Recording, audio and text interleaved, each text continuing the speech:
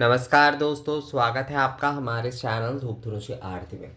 दोस्तों, शिव पूजा में अगर आपके सामग्री के कोई अभाव होते हैं, यानी कि आपके पास अगर कई सामग्री अगर नहीं है, या फिर जो है आप बाहर रहते हैं तो आपके पास सामग्री आदि नहीं मिल रहे हैं। जैसे कुछ दिन पहले एक जन जो है वो जो है ऑस्ट्रेलिया में थे, तो उन्होंने मुझे कहा था कि दादा, ये शिव पूजा हो या फिर कोई भी पूजा हो, कई समय मुझे सामग्री नहीं मिलता है, तो पर उस दिन कम से कम मुझे पूजा तो करना ही है। तो मैं किस तरह से करूं, क्योंकि मेरे यहाँ पर तो फूल आदि भी हर समय नहीं होता है, ना मेरे पास चावल आदि होता है, और धूप आदि तो हर समय होता भी नहीं है। तो मुझे पूजा कैसे करनी चाहिए? तो देखिए, जो लोग बाहर रहते हैं, जो लोग घर से बाहर रहते हैं, या फिर घर पे भी आप रह रहे हैं, तो आपके पास कई सारे सामग्री के अभाव हो सकते हैं। तो शिव पूजा विधान में कहा गया है कि उदक यानी कि शुद्ध उदक से, या फिर जो है गंगोदक से, यानी कि गंगा उदक, गंगा जल से जो है, या फिर जो है, देखिए एक बात यहाँ पर मैं आपको कह दूँ, अगर आप गंगा जल लेंगे तो आपको पूर्ण गंगा जल लेना चाहिए। अगर आप केवल मात्र शुद्ध उदक यानी कि केवल जल ले रहे हैं तो आपको जो है वही पूर्ण लेना चाहिए। उसे आप जो है जल शुद्धि जो मंत्रित करते हैं कि गंगे च यमुने चैव गोदावरी सरस्वती नर्मदे सिंधु कावेरी जलेहस्मिन् सन्निधिं कुरु, इस प्रकार से जो है वो जल शुद्धि कर ले। पर गंगा जल अगर ले रहे हैं तो पूर्णतः गंगा जल ही लीजिएगा। और अगर जो है आप केवल मात्र शुद्ध उदक ले रहे हैं, मतलब नल का जल ले रहे हैं, तो उससे ही केवल मात्र आप जो है पूर्ण करिएगा। कभी भी जो है पात्रों को, यानी कि ऐसे पात्र जो है उसमें या तो गंगा जल या तो नल का जल, ये दोनों में से किसी एक से ही आप पूर्ण करिएगा। कभी भी गंगा जल में जल नहीं मिलाना चाहिए, ये जो है गलत नियम होता है। बहुत सारे लोग ये करते हैं, पर असल में ये करना नहीं चाहिए।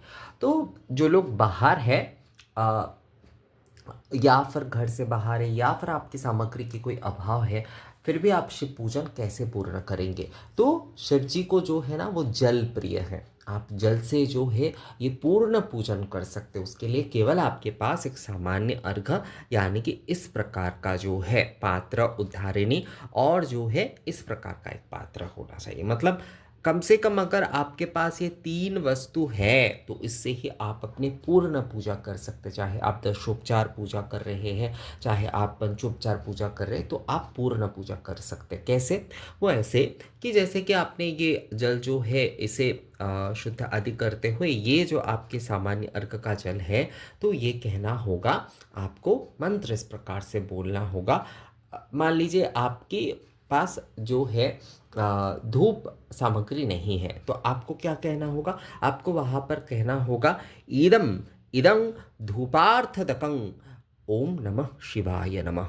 इस प्रकार से जो है आपको देना होगा। इस प्रकार से जो है आपको देना होगा। अगर दीप नहीं है आपके पास तो आपको कहना होगा, इदम दीपार्थदकम ओम नमः शिवाय निवेदयामि, या नमः। इस प्रकार से अगर नैवेद्य नहीं है आपके पास तो आपको कहना होगा, इदम नैवेद्यार्थदकम ओम नमः शिवाय निवेदयामि। तो अगर धूप नहीं है तो आप जो है धूपार्थ उदकं, अर्थात धूप स्वरूपीय उदक, ये जल जो है मैं आपको दे रहा हूँ। तो धूप ही दे रहे हैं, ये मानस में कल्पना करते हुए जो है धूपार्थ उदकं ओम नमः, इदम धूपार्थ उदकं ओम नमः शिवाय नमः, या फिर ओम नमः शिवाय निवेदयामि, ये कहते हुए जो है आपको निवेदन करना है। और पंचोपचार से अगर आप पूजन कर रहे हैं, मान लीजिए, तो पंचोपचार से जैसे कि गंध सर्वप्रथम अगर हम देंगे तो इदम गंधार्थदकं ओम नमः शिवाय निवेदयामि, या फिर नमः। पुष्प हम दे रहे हैं तो हम कहेंगे कि इदम इदम पुष्पार्थ, या फिर गंध पुष्पार्थदकं ओम नमः शिवाय निवेदयामि।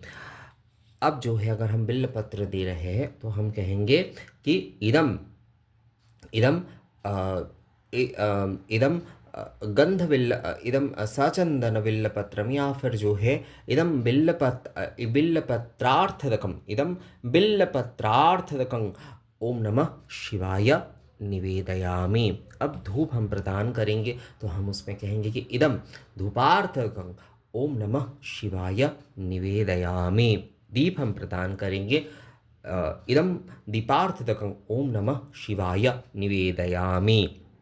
नैवेद्य प्रदान करेंगे। इदं नैवेद्यार्थदकं ओम नमः शिवाय निवेदयामि। आचमन अगर हम प्रदान कर रहे हैं या फिर पुनराचमन ये प्रदान कर रहे हैं तो हम उसमें कहेंगे कि इदं इदं पुनराचमनीयार्थदकम् ओम नमः शिवाय निवेदयामि। तो इस प्रकार से जो है आपको, आप पंचोपचार से हो, दशोपचार से हो, आप पूर्णतः इस प्रकार पूजा कर सकते केवल जल से। केवल जल से जो है आप पूजन करते हैं। धूपार्थदकं मतलब जो है धूप स्वरूप ये जल जो है मैं आपको प्रदान कर रहा हूँ। दीपार्थदकं अर्थात दीप स्वरूप ये जल मैं आपको निवेदन कर रहा हूँ। मानस में वो दीप और धूप के भाव होंगे और जो आप उदक प्रदान कर रहे हैं तो वो जो है उसके प्रतीक होंगे। तो धूपार्थदकं अर्थात धूप स्वरूप ये जल मैं जो है आपको प्रदान कर रहा हूँ।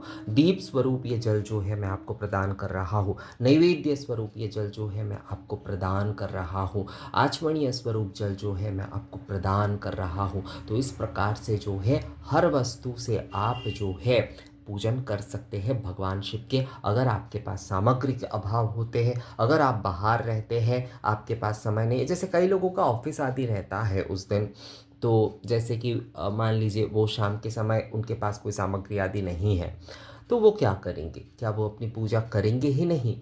तो उन्हें जो है इस प्रकार से अपनी पूजा के विधि और नियम का जो है पालन करना चाहिए कि केवल उदक से, जल से जो है भगवान शिव के पूजन इस प्रकार से किए जा सकते हैं। धूपार्थदकं दीपार्थदकं नैवेद्यार्थदकं, इस प्रकार से जो है आपको जो है धूप दीप नैवेद्य आप सभी कुछ जो है शुद्ध उदक से यानी कि जल से जो है भगवान शिव को निवेदन कर सकते हैं। तो ये जो है भगवान शिव के पूजा के एक विधि है। सामग्री के अभाव में इस प्रकार से आप पूजन कर सकते हैं। तो ये वीडियो कैसा लगा आप लोगों को मुझे कमेंट्स करके ज़रूर बताइएगा। मिलेंगे आपसे अगले वीडियो में, तब तक के लिए नमस्कार।